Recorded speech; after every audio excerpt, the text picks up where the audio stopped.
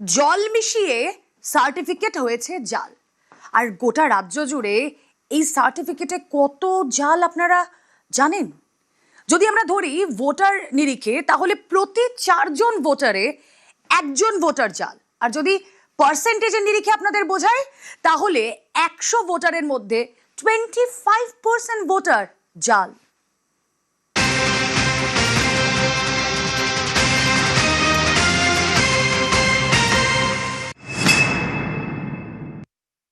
একটা মারাত্মক গুরুত্বপূর্ণ খবর, তাতে আপনিও চমকে উঠবেন। এসআইআর হয়েছে, অনেক ভুয়ো ভোটারের নাম বাদ গিয়েছে, তারপরেও রয়ে গিয়েছে ভুয়ো ভোটার। আমার সঙ্গে নিউজ রুম থেকে অনির্বাণ আছে।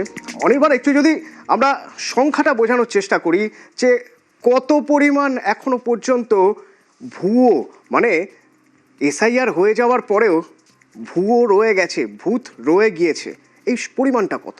রাজ্যের মুখ্য সচিব আজকে যখন সাংবাদিক বৈঠক করলেন এবং সেখানে পরিসংখ্যান পেশ করলেন রাজ্য সরকারের তরফ থেকে, তখন যে পরিসংখ্যানটা পেলাম, সংখ্যাটা আমরা পেলাম, সেটা কিন্তু চমকে দেওয়ার মতো।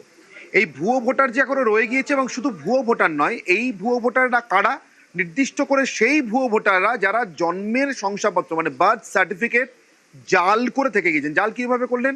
সার্টিফিকেট একরকম ভাবে ইস্যু হয়, সেটা ইস্যু করেনি পুরসভা, সেটা জাল হলো না। তার জন্মের যে সার্টিফিকেটটা, বার্থ সার্টিফিকেট যেটা দেওয়া হলো, সেটা কোনো পুরসভাই ইস্যু করলো, কোনো পঞ্চায়েত প্রধানই ইস্যু করলেন, কোনো কোনো কোনো ক্ষেত্রে মেয়র অথবা অন্য কোনো জনপ্রতিনিধি ইস্যু করলেন, যারা যারা ইস্যু করতে পারতেন এতদিন পর্যন্ত, আজকে থেকে বন্ধ হয়ে গেল। ইস্যু করলেন তাকে যে আসলে দেশের নাগরিক নয়। কেন করলেন? এটা সব থেকে বড় প্রশ্ন, সে কথায় আসবো। কিন্তু তার আগে এই সংখ্যাটা হচ্ছে প্রতি 4 জনে 1 জন। যদি অ্যাভারেজ ধরি, রাজ্য সরকার যে নমুনা সমীক্ষা করেছিল, অর্থাৎ র্যান্ডামলি তুলে নেওয়া, এখান থেকে 2000, ওখান থেকে 3000, এখান থেকে 4000, এরকম ভাবে নমুনা সমীক্ষা করবার সময় রাজ্য সরকার 46-47 হাজার মতো, প্রায় 47 হাজার মতো নমুনা তুলে নেয়। দেখি তো এর মধ্যে কোন কোন বার্থ সার্টিফিকেট জাল, বা কোন কোন বার্থ সার্টিফিকেট আসলে এদেশের বার্থ সার্টিফিকেট পাওয়ার কথা নয় কিন্তু পেয়ে গিয়েছে, রাজনৈতিক প্রভাব, প্রতিপত্তি, যোগাযোগ ইত্যাদি কাজে লাগিয়ে। দেখা যাচ্ছে সংখ্যাটা 47 হাজারের মধ্যে 11,000, একদম খুব ছোটবেলায় শেখা শতাংশের হিসেব, পার্সেন্টেজের অঙ্ক যদি কষি, তাহলে সংখ্যাটা 100-র মধ্যে দাঁড়াবে 25 বা তার একটু বেশি, অর্থাৎ প্রতি 1,25,000, প্রতি 4 জনে 1 জন জাল ভোটার। এমনভাবে জাল যে নিজের বার্থ সার্টিফিকেটটা জাল করে ভোটার তালিকায় নিজের নামটা তুলে নিয়েছে। কারণ আমরা জানি এদেশে বার্থ সার্টিফিকেট একবার বার করে নিতে পারলে তার সূত্রে বাকি সব করা যায়, অর্থাৎ আধার কার্ড, প্যান কার্ড, ভোটার লিস্টে নাম তোলা, এবং তারপরে প্রয়োজন পড়লে পাসপোর্ট পর্যন্ত। পাকিস্তানের আজাদ মল্লিক তো সে আজাদ রাজ্যের ছবি আমাদেরকে দেখিয়ে দিয়ে গেছে। অতনু, এই যে র্যান্ডাম তুলে আনা হচ্ছে কিছু সার্টিফিকেট, তার থেকে দেখা যাচ্ছে যে 4টের মধ্যে থেকে একটাই জাল। এই প্রবণতা কোন কোন জেলার ক্ষেত্রে বেশি দেখা গেছে? দেখো, মুখ্য সচিব যে সাংবাদিক বৈঠক করেছেন সেখানেই তিনি স্পষ্ট করেছেন এই প্রবণতা সীমান্তবর্তী জেলাগুলো, বিশেষ করে মালদা মুর্শিদাবাদের ক্ষেত্রে সব থেকে বেশি।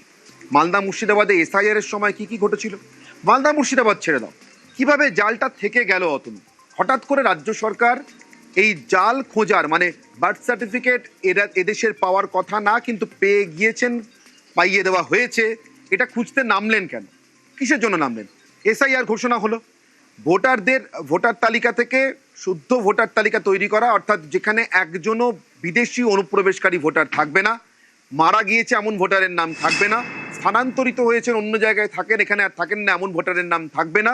এটা যখন তৈরি করার কাজ শুরু হলো, তখন আমরা দেখেছি এ রাজ্যে নির্বাচন কমিশনের দপ্তরের সামনে প্রত্যেক দিন বিএলওদের একাংশকে পথে নামিয়ে, খুবই কম অংশ, এবং বিএলও সমর্থন মঞ্চ ইত্যাদি নানান নাম দিয়ে কার্যত রাজ্যের তৎকালীন শাসক দল তৃণমূল কংগ্রেস কি অসভ্যতা প্রত্যেক দিন করিয়েছে বিএলওদের দিয়ে, বা বিএলওদের একাংশকে কাজে লাগিয়ে, এবং তার সঙ্গে রাজনৈতিক ক্যাডারদের তাদের পিছন থেকে সমর্থন জুগিয়ে।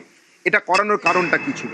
এবং একই সঙ্গে এটা যখন করানো হচ্ছে, তখন জেলায় জেলায় চালু হয়ে গেল নতুন করে বার্থ সার্টিফিকেট ইস্যু করার ড্রাইভ।